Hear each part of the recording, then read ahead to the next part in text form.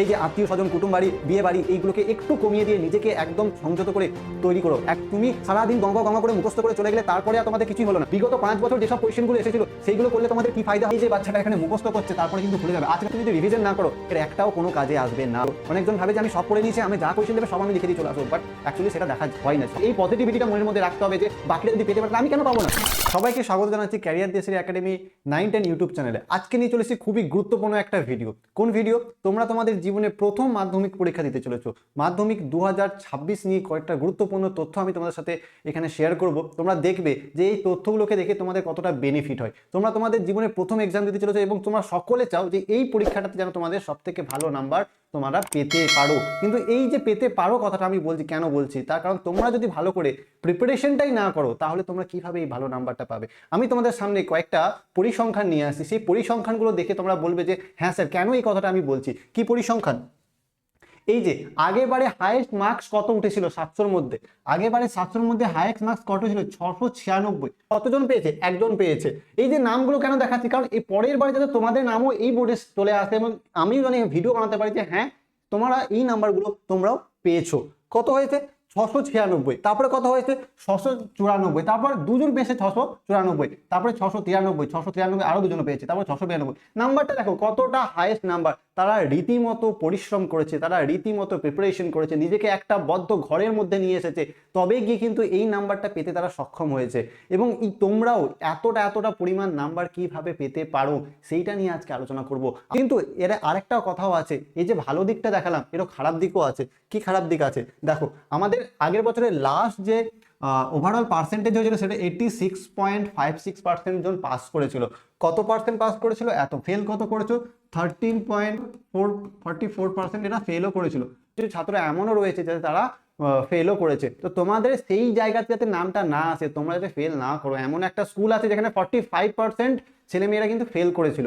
তো তোমরা যাতে ভালো রেজাল্ট করতে পারো তার জন্য আজকের এই ভিডিওটা। সেই নর্মাল মার্কসটা তোলার জন্য তোমাদের কায়দা বলে দেবো, আর তার সাথে সাথে তোমরা ভালো রেজাল্ট কি করবে তাটাও বলে দেবো। তো প্রথম তোমাদের কি করতে হবে দেখো, ফার্স্ট পয়েন্ট 10টা পয়েন্ট আলোচনা করবো, মাত্র 10টা পয়েন্ট। এবং এই 10টা পয়েন্টে আশা করছি তোমাদের এই মাধ্যমিক 2026-এর সব থেকে ভালো রেজাল্ট করতে তোমাদের সাহায্য করবে।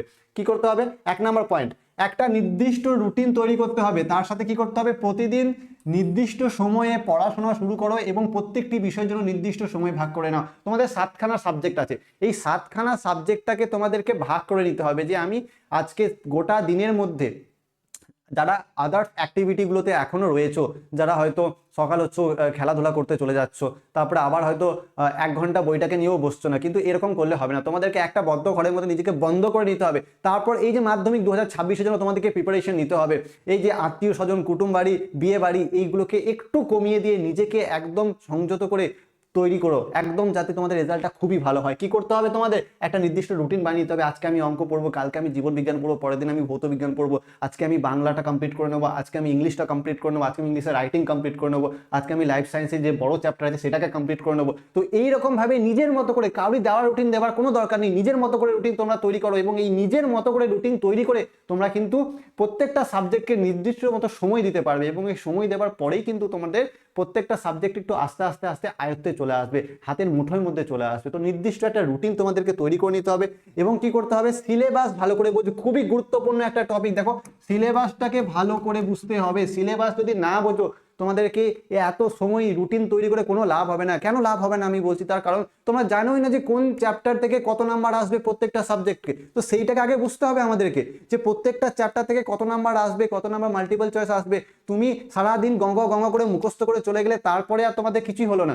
মুখস্থ করে যাওয়ার ফায়দাটা কি? তুমি জানোই না এই নাম্বার থেকে কত নাম্বার আসবে এই চ্যাপ্টারটা থেকে। তাহলে প্রত্যেকটা চ্যাপ্টার সেই সিলেবাসের মধ্যে রয়েছে কি নেই, এই সিলেবাসের মধ্যে কত নাম্বারে কোয়েশ্চেনটা আসবে, 5 নম্বরে কটা কোয়েশ্চেন আসবে, 3 নম্বরে কটা কোয়েশ্চেন আসবে, এইটাকে খুব সুন্দরভাবে আগে বুঝে নিতে হবে। তারপর সিলেবাসটাকে আস্তে আস্তে আস্তে আস্তে রেডি করে যেতে হবে। আগের বছরের প্রশ্নপত্র সমাধান করতে হবে এবং অন্তত 5 বছরের অনুশীলন করো। 5 বছর, বিগত 5 বছর যেসব কোয়েশ্চেনগুলো এসেছিল সেইগুলো করলে তোমাদের কি ফায়দা হবে, সেইগুলো করলে তুমি বুঝে নেবে যে কি রকম প্যাটার্নে কোয়েশ্চেনগুলো আমাদেরকে দিচ্ছে। দেখবে অনেক কোয়েশ্চেন ব্যাংকে থাকে, অনেক স্টুডেন্ট থাকে যে কোয়েশ্চেন ব্যাংকটাই গোটাটাই করে নিল, গোটাটা করে কোনোদিন ফায়দা হবে না। তুমি জানোই না যে কেমন টাইপের কোয়েশ্চেন তোমার পরীক্ষাতে আসবে, তোমার পরীক্ষার জন্য কোনটা দরকার। তো সেইটাকে আগে বুঝে নিতে হবে। তার জন্য তোমাকে কি করতে হবে?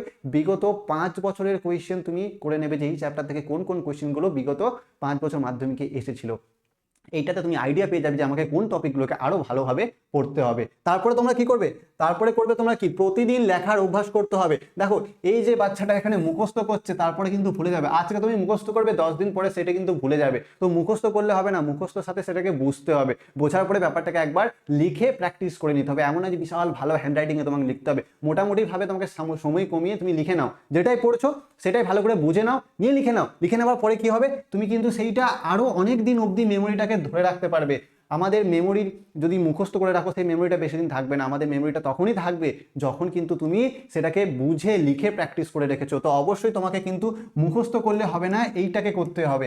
এইটাকে করলে কি হবে, তুমি যেটাই পড়ছো সেটাই বোঝো এবং সেটাকে লিখে ভালো করে প্র্যাকটিস করো, দেখো তুমি আরো ভালোভাবে সেই জিনিসটাকে মনে রাখতে সক্ষম হবে। এরপরে তোমাকে কি করতে হবে, এরপরে তোমাকে করতে হবে দুর্বল বিষয়গুলোকে নিয়ে আগে সেগুলোকে পড়তে হবে। যে টপিকগুলো তোমাকে খুবই ভাবায়, যে টপিকগুলোকে তুমি খুবই কাঁচা, ধরো কেউ ম্যাথে কাঁচা, কেউ ভৌত বিজ্ঞানে কাঁচা, কেউ জীবন বিজ্ঞানে কাঁচা, কেউ ইংলিশে কাঁচা, তো যে যার যেটাই উইক পয়েন্ট সেইটাকে ভালো করে কি করতে হবে, সেটাকে ভালো করে অনুশীলন করে নিতে পারবে। ধরো আমি জীবন বিজ্ঞান পারি না, আমি ভৌত বিজ্ঞানটাকে ভালো করে পারি, তাহলে আমি ভৌত বিজ্ঞানটাকে আগে ভালো করে রুটিন সেট করে সেইটাকে ভালোভাবে পড়ে নেবো যাতে আমার ওইখানে নাম্বারটা না কমে। তো অবশ্যই সেই দুর্বল জায়গাগুলোকে ভালো করে দেখে নিতে হবে। তারপর তোমরা কি করবে, রিভিশন করবে। তুমি রুটিন কমপ্লিট করে নিলে, তুমি বুঝে নিলে, তুমি লিখেও প্র্যাকটিস করে নিলে, তারপরে তুমি যেগুলো দুর্বল জায়গা সেগুলোকেও করে নিলে, কিন্তু তুমি যদি রিভিশন না করো এর একটাও কোনো কাজে আসবে না। তো অবশ্যই তুমি কিন্তু আগে সমস্ত কিছু করার পরে এই যে পুনরাবৃত্তি ব্যাপারটা, রিভিশন, এই ব্যাপারটা কিন্তু তোমাকে করতেই হবে। রিভিশন যদি না করো তাহলে কিন্তু কোনো কিছু সাবজেক্ট তুমি ভালো করে লিখতে পারবে না অ্যান্সারগুলো। তো অবশ্যই তোমাকে কিন্তু রিভিশন করতে হবে, অবশ্যই তোমাকে রিভিশন করতে হবে। আর কি নেক্সট পয়েন্ট আমরা দেখে নিচ্ছি, মনোযোগ ও মানসিক প্রস্তুতি। দেখো এইটা তো আমাদের এই যে মনোযোগ ব্যাপারটা আছে এইটা তো আমাদের প্রত্যেকটা সময় আনতে হবে। তুমি 1 ঘন্টা দিনে পড়তে বসছো, এই 1 ঘন্টার মধ্যে যদি তুমি 40 মিনিট বলো কখন খেলতে যাবো, কখন খেলতে যাবো, কখন সময়টা শেষ হবে, ঘড়ি কাঁটার দিকে তাকিয়ে বসে থাকো, তাহলে তো কিছু হলো না, তাই না? তো অবশ্যই তোমাকে কি করতে হবে, মনোযোগ সহকারে এবং মানসিক শান্তি বজায় রেখে তোমাকে কিন্তু এইভাবে প্রত্যেকটা সাবজেক্টকে ভালোভাবে পড়তে হবে, মানসিক প্রস্তুতিটাকে নিতে হবে যে হ্যাঁ আমি পারছি, আমাকে করতে হবে। তারপর নেক্সট পয়েন্ট, যে শরীর ও ঘুমের যত্ন নাও। সারা রাত পড়ে গেলে নিয়ে সারাদিন ঘুমিয়ে গেলে এটা কোনো মানে হলো না। তোমাকে কি করতে হবে, নির্দিষ্ট সময়ে পড়তে হবে এবং নির্দিষ্ট সময়ে ঘুমাতে হবে, নিজের শরীরকেও তোমাদেরকে রেস্ট দিতে হবে। তার জন্য তুমি ব্যায়াম করতে পারো, তুমি জগিং করতে পারো, দৌড়াতে পারো এবং তারপরে পড়াশোনা করে তারপর তুমি ঘুমিয়ে পড়বে সময় মতো। মোটামুটি অ্যাটলিস্ট 6 ঘন্টা তো তোমাকে ঘুমাতেই হবে। তার কম ঘুমালে তোমার কিন্তু শরীরে অনেক অসুবিধা দেখা দিতে পারে, তখন তুমি ওই শরীরে অসুবিধা দেখা গেলে তুমি কিন্তু ভালো করে পড়তে পারবে না। তো অবশ্যই এই জিনিসটাকে মাথায় রাখবে। তারপরে তুমি কি করবে, মক টেস্ট দেবে, টাইম ম্যানেজমেন্ট। এই যে এই ব্যাপারটা অনেক স্টুডেন্ট এই ব্যাপারটাকে হেলাফেলা করে দেয়, স্যার আমি সব পড়ে নিয়েছি, আমি সব পারবো, পরীক্ষাতে সব লিখে দিয়ে চলে আসবো। মোটেই না। তুমি যতক্ষণ না একটা কোয়েশ্চেন, একটা ফুল লেন্থ মক টেস্ট অথবা টপিক ওয়াইজ মক টেস্ট না দেবে ততক্ষণ তুমি বুঝতেই পারবে না তুমি কতটা গভীরে আছো বা কতটা উঁচুতে আছো। অনেকজন ভাবে যে আমি সব পড়ে নিয়েছি, আমি যা কোয়েশ্চেন দেবে সব আমি লিখে দিয়ে চলে আসবো, বাট অ্যাকচুয়ালি সেটা দেখা হয় না, সবসময় সেটা হয় না। তোমাকে কি করতে হবে, যে টপিকটা প্রিপারেশন করলে সেই টপিকের বিষয়ে তোমরা কি করবে, মক টেস্ট দিয়ে দেবে। তুমি সময়ের মধ্যে কমপ্লিট করতে পারছো কি পারছো না, তো এই ব্যাপারটা তোমাকে দেখতে হবে, অবশ্যই দেখতে হবে। এটাকে হেলাফেলা করার জিনিস নয়, এটা কিন্তু খুবই ইম্পর্টেন্ট একটা জিনিস। লাস্ট পয়েন্ট হচ্ছে আমাদের 10 নম্বর পয়েন্ট এবং এই পয়েন্টটা খুবই গুরুত্বপূর্ণ একটা পয়েন্ট, খুবই গুরুত্বপূর্ণ। কেন বলছি দেখো, পজিটিভ মানসিকতা রাখো, নিজের প্রতি বিশ্বাস রাখো যে আমি পারবো, আমাকে পারতেই হবে, আমাকে ভালো রেজাল্ট করতেই হবে। বাকিরা যদি 696 পেতে পারে আমিও পেতে পারি 696। এই ভরসাটা নিজের মধ্যে, এই পজিটিভিটিটা মনের মধ্যে রাখতে হবে যে বাকিরা যদি পেতে পারে তাহলে আমি কেন পাবো না, আমিও পাবো। তো এই ব্যাপারটা নিজের মধ্যে রাখতে হবে। ব্যর্থতা বা ভুল ভয় পেও না, ওগুলোকে থেকেই শেখো। এই যে জিনিসগুলোকে তুমি ভয় পাচ্ছ, যে জিনিসগুলোকে তুমি ভুল করছো, সেই ব্যাপারগুলো থেকেই নিজে শিক্ষা নাও এবং শিক্ষা নিয়ে কি করবে, নিয়ন্ত্রিত পরিশ্রম করতে হবে এবং সেটাই তোমাদের সাফল্যের চাবিকাঠি হয়ে দাঁড়াবে। তো অবশ্যই দেখো, যেগুলোকে তুমি ভয় পাচ্ছ সেইগুলোকে কিন্তু তোমাদেরকে আরো ভালো করে করে দেখতে হবে, সেখান থেকে শিক্ষা নিতে হবে এবং যে টপিকগুলোকে তোমাকে ভাবাচ্ছে সেই টপিকগুলোকে বারবার করে পড়তে হবে। যে সাবজেক্ট তোমাকে কঠিন লাগছে সেই সাবজেক্টগুলোকে ভালো করে পড়তে হবে, তবেই কিন্তু তুমি পরীক্ষাতে ভালো করে রেজাল্ট করতে পারবে। তো অবশ্যই এই টপিকগুলোকে তোমরা ভালো করে দেখো এবং এই টপিকগুলো ভালো করে, এই যে আমি বোর্ডে যেগুলোকে বললাম এইগুলোকে তোমরা যদি ফলো করো, আর হাতে বেশি সময় নেই। মাধ্যমিকের 2026-এর যে পরীক্ষার ডেট সেটা সামনে তোমার দরজা দিয়ে কড়া নাড়ছে, তোমাকে একদম খুললেই দেবে মাধ্যমিক 2026 পরীক্ষা। তো এই ব্যাপারটা পরীক্ষার আগের রাতে সব পড়ে নেবো এরকম ভাবে কোনোদিনই ফেলে রেখো না। তোমরা যতটাই পারো আগে থেকে কমপ্লিট করে রাখো এবং নিজেকে এমনভাবে তৈরি রাখো যে হ্যাঁ আমি পারবো, আমি পরীক্ষাতে লিখে দিয়ে আসতে পারবো। ঠিক আছে, তো এই জিনিসগুলো ফলো করো। আরও আসছি নতুন ভিডিও নিয়ে, আর এই চ্যানেলটাকে তোমরা সাবস্ক্রাইব করে রাখো, কারণ এই চ্যানেল তোমাদেরকে আরও অনেক সাজেশন, আরও অনেক ভিডিও প্রোভাইড করা হবে। ততক্ষণের জন্য ভালো থাকো, সুস্থ থাকো এবং মাধ্যমিক 2026 নিয়ে ভালো করে পড়াশুনো এবং লড়াই চালিয়ে যাও।